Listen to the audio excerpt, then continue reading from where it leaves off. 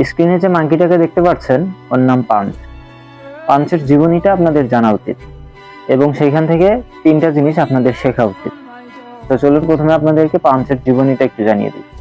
Punch জাপানের একটি চিড়িয়াখানাতে জন্মগ্রহণ করে এবং তার কিছু পরেই তার মা তাকে ত্যাগ করে। আর এরপর শুরু হয় তার জীবনের সবচেয়ে বড় যুদ্ধ। জীবনের সবচেয়ে বড় যুদ্ধ হয়তো বা একা বাস করা, আর পাঞ্চ ঠিক সেটাই করে দেখিয়েছে।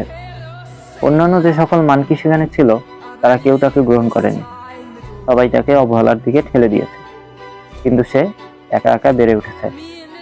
এবং আপনারা খেয়াল করলে দেখতে পারবেন তার সাথে তার সাথী রয়েছে, সেটা হচ্ছে একটা পুতুল। কিন্তু সে মেনে নিয়েছে যে সেইটাই তার মা এবং সেইটাই তার একমাত্র সঙ্গী। যখনই তার মন খারাপ হয় কিংবা একাকিত্বে ভেসে যায়, সে সেই পুতুলটার সাথেই সময় কাটায়। তো এই গল্পটা থেকে আপনি কি শিখলেন? এই গল্পটাতে টোটাল 3টা জিনিস আছে শেখার মতো। চলুন বলে দিই। নাম্বার 1, এই পৃথিবীতে কোনো আপন সম্পর্ক বলতে কিছু হয় না।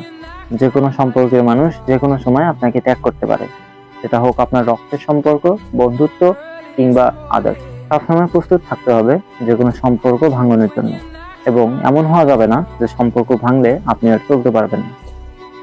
আর এটা একটা দৃষ্টান্ত উদাহরণ হতে পারে পাঞ্চ। নাম্বার 2, জীবনে যাই হোক না কেন সবকিছু একাই করতে হবে।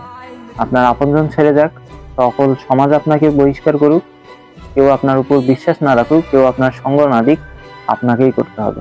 যখন আপনি নিজে নিজে এটা মেনে নেবেন যে পুরো দুনিয়া আমার বিরুদ্ধে, কিন্তু আমি পারবো, আমাকে টিকে থাকতে হবে, আমার অস্তিত্ব রক্ষা করতে হবে, তখন আপনি জীবনের সব কিছু করতে পারবেন। Anything you can do. Number 3, যদি আপনি এমন হয়ে থাকেন যে আপনার কাউকে ছাড়া চলবেই না, তবে আপনি যে কোনো অবজেক্টকে ভাবতে পারেন সে আপনার সঙ্গী। এটা যে কোনো কিছু হতে পারে। পাঞ্চ যেমন একটি পুতুলকে তার মা ভেবেছে কিংবা তার সঙ্গী ভেবেছে, আপনিও যে কোনো কিছুকে ভাবতে পারেন। একাকিত্বকে ভাবতে পারেন, কিংবা হতে পারে অন্য কোনো একটা জিনিস যেটা আপনার পছন্দের। হতে পারে সেটা আপনার ক্যারিয়ারের গোল, অথবা অন্য যে কোনো কিছু যেটাকে কেন্দ্র করে আপনি বেঁচে থাকবেন। যেটা পেলে আপনার মন মানসিকতা ভালো হবে, যেটা পেলে আপনি ভাববেন আপনি একা নন। এমন একটা কিছু আপনার জীবনে অবশ্যই থাকা প্রয়োজন।